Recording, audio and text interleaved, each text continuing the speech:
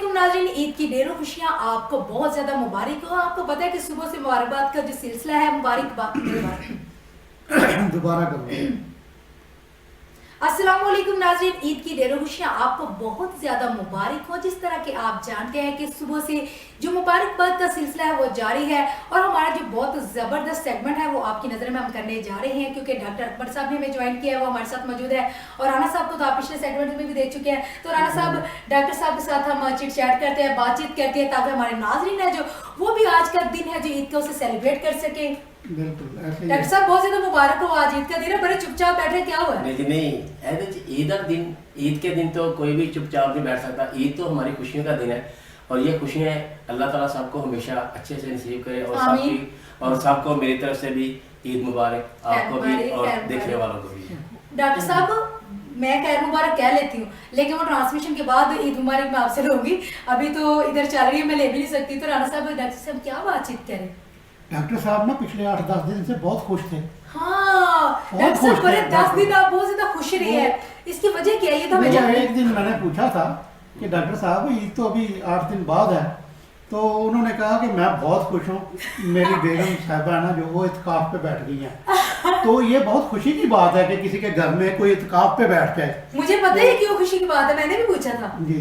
तो मैंने कहा डॉक्टर साहब ये बहुत ज्यादा खुशी की बात है, ज्यादा खुशी क्यों हो रही है? कहते 10 दिन मौज जा।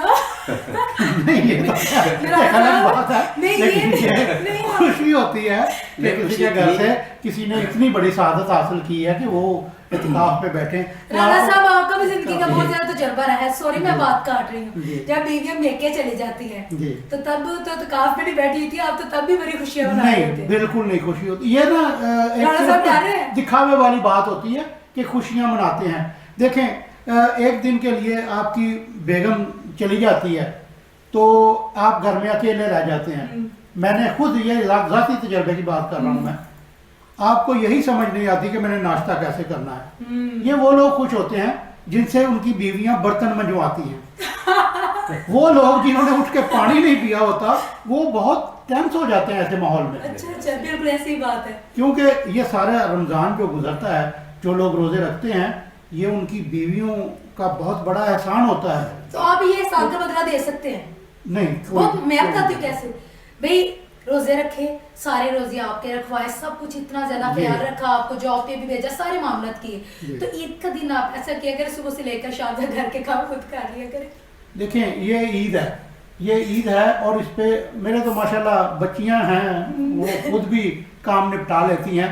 लेकिन ईद वाले दिन खवातीन को, चलो मैं और बात छोड़ो, आपकी बात ही कर लेते हैं। खवातीन को सिर्फ एक शौक होता है कि ईद का दिन मेकअप कैसा करना है, चूड़ियां कैसी पहननी है, कपड़े।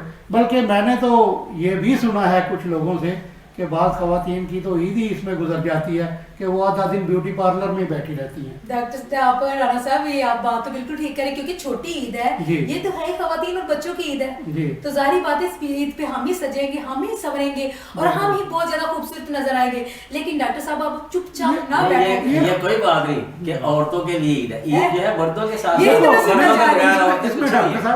है। और दूसरी नहीं, ये सबसे पहले कि खुशी की बात है, बिल्कुल मेरे लिए खुशी की बात थी और है। और अल्हम्दुलिल्लाह मैं तो दुआ करता हूँ कि मेरे लिए हमेशा वो, जब तक अल्लाह ताला जिंदगी दी है, मेरी बेगम की दी है, वो इसी तरह बैठती रहे। बिल्कुल ऐसे डॉक्टर साहब बहुत ज्यादा प्यार करते हैं, अल्लाह पाक वाकई उनको हमेशा सलामत रखे। डॉक्टर साहब इस बात की अलग से आपको मुबारक बात है कि वो जो फर्स्ट डे बैठी थी और जो नेक्स्ट डे था, मैंने अपनी बेटी को बोल रहा था कि वो ऐसे लग रहा है कि बेगम मेरी कितने दिन हो गए चली घर सुना लग रहा है। तो नहीं, बिल्कुल ऐसे ही है। डॉक्टर साहब होता है असल मोहब्बत मियां बीवी की यही होती है कि जब कोई कहीं जाता है तो दूसरे उसको बहुत ज्यादा मिस करते हैं। ये जो मेकअप वाली बात आपने की है ना कि ये जरूरी है, ये तवक्कल की बात है। बहुत सी खवातीन हैं वो मेकअप नहीं करती, बहुत सी खवातीन हैं वो मेकअप नहीं करती, वो खूबसूरत वैसे भी लगती है हर खातून, लेकिन उसका ना तवक्कल नहीं होता। वो कहता है कि मैं मेकअप जरा और कर लूं। देखें, मर्दों में तवक्कल है, आजकल जो मर्द भी करते हैं पार्लरों में जाके आप ये बात सोचें कि इस महंगाई के दौर में अगर मर्द भी ब्यूटी पार्लर जाते तो कैसे घर का खर्चा चलता? अस्तगफिरुल्लाह, ये तो सारी आगे बात मुझ पे, कैसे घर का खर्चा चलता? ये तवक्कल की बात है डॉक्टर साहब आप प्रोग्राम में बैठे मेकअप करवा के आए कि नहीं, सच सच बता रहा है? नहीं मैं तो नहीं करवा मैंने टिश्यू पेपर लेके बेस उतारते नहीं है। ये देखो ये कैमरे की ये जरूरत होती है, तो इसलिए ये जरूरी होता है थोड़ा सा।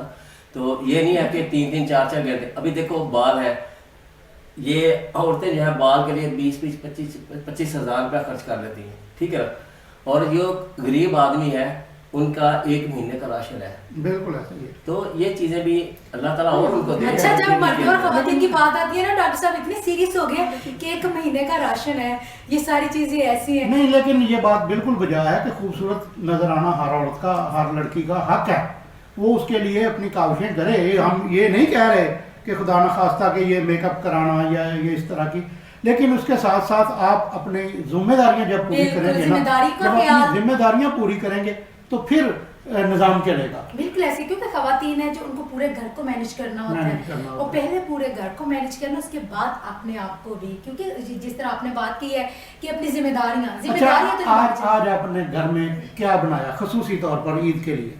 डॉक्टर राणा साहब मैं आपको बताऊं, जी यकीन करें सारी रात खाने बनाती रहती हूँ, जी चांद रात को स्पेशल। स्पेशल। इसकी रीजन ये होती है कि मैं चाहती हूँ कि पूरा साल अगर हमने नहीं बनाया तो जी। एक दिन ऐसा होना चाहिए कि घर की जो दूसरे लोग हैं उनको जरा छुट्टी हो। चाहे मुझे पता था कि सुबह सारा दिन आज इसका मतलब ये हुआ कि आप पूरा साल अपने घर वालों से खाना बनवाती हैं, तो एक दिन आप बनाती हैं। होना चाहिए। यही तो मैं आपको कह रही थी कि हम प्रोफेशनल लोग होते हैं, जी। जिस तरह घर की सारी खवातीन सारा दिन आप लोग इतना ज्यादा ख्याल रखते हैं, तो जी। एक दिन आपको भी देना वो चाहिए। सही बना देती हैं। अल्हम्दुलिल्लाह। चलो ठीक है। अब ये ना कह रहे थे मैं आ रहा हूँ ट्रांसलेशन के बाद मैं घर आ रहा हूँ खाने को। मैं सिर्फ यही ये बात है। पूछना चाह रहा था कि आज खसूसी तौर पे क्या बनाया? मैंने हलवा बनाया। ठीक।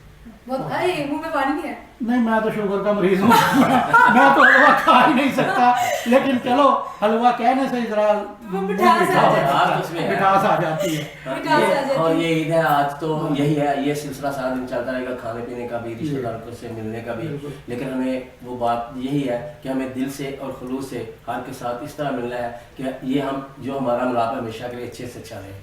डॉक्टर साहब आपको मैं काफी अरसे से जानती हूँ, आप मोस्टली ऐसा करते हैं कि आपको बहुत, मैं बहुत बड़े दिल की तो नहीं कहूँगी, आपका जिगरा बहुत बड़ा है कि आप लोगों को बहुत जल्दी माफ कर देते हैं। तो ये क्या, ये आप शुरू से ऐसा था? क्या बात है कि आपका दिल इतना नरम है? हालांकि लोग कहते हैं कि जो मर्द होता है उसका दिल बहुत सख्त होता है। ये देखें इंसान की, मैं तो ये कहता हूँ कि इंसान की वसफ नहीं है इंसान का। इसमें यह है कि इंसान को खुद भी कोशिश करनी चाहिए, और ये अल्लाह की नेमत होती है। तो हर इंसान को अगर वो कोशिश करे तो अच्छे से अच्छा बन सकता है। अल्लाह ताला ने किसी इंसान को गुस्से वाला नहीं बनाया। ये हमारी कुछ अपनी अदात होती हैं, कुछ इस तरह तरीका हो जाता है जिसकी वजह से हम ऐसा रवैया बना लेते हैं। लेकिन जब अपने दिल में किसी के लिए चाहत हो, खुलूस हो, मोहब्बत हो, तो ये रवैया होनी चाहिए अपने फैमिली के लिए, अपने रिश्तेदारों के लिए, अपने दोस्तों के लिए, सब के लिए ऐसा होना चाहिए। अच्छा मेरी बात सुने कि मुझे तो आपने पूछ लिया कि आपने क्या बनाया।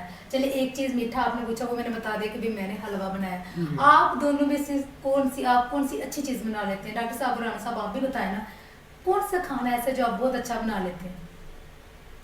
डॉक्टर साहब, मुझे तो कौरमा पसंद है, कौरमा अच्छे से बना लेता हूँ। ठीक है, ईद मिलन पार्टी में 3 दिन बाद हम ईद मिलन, वैसे तो रोज देर मिल रही है, लेकिन जब हम काम से फ्री होंगे उसके बाद हम डॉक्टर साहब का कौरमा। राणा साहब अब ये ना करें कि डॉक्टर साहब ने कौरमे की ऑफर कर दी, आप भी कोई चीज बता दें, आप कौन सी चीज? मैं तो सिर्फ अंडा उबाल सकता हूँ। उबले हुए अंडे डॉक्टर राणा साहब की तरफ सिर्फ से। अंडा उबाल नहीं, वो सकता हूँ। इसलिए- इसके अलावा मैंने जिंदगी वो में सस्ती डिश जो है ना, कोई कि चीज आप- नहीं वो पकाई। इसलिए नहीं, वो इन्होंने इसलिए बोला है ना कि आप फरमाइश ना करते ये लिए।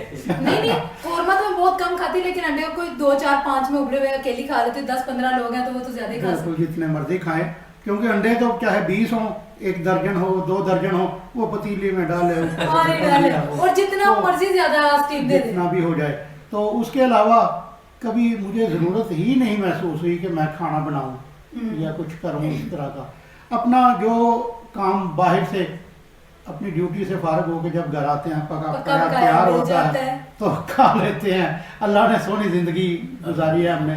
और ईद भी इसी तरह ही है कि हम तो उठते हैं, मस्जिद में चले गए, वापस आते हैं तो कोई ना कोई चीज़ पकी हुई तैयार होती है, तो वो खाई और अपने दोस्तों के साथ। अच्छा, मैं आपसे सवाल पूछता हूँ, आपने लोगों से ईद ली, सबसे ली, आपने कितनों को ईद दी है? यही तो मैं कहने लगी थी कि आप अपनी जेबें खाली करके आए हैं।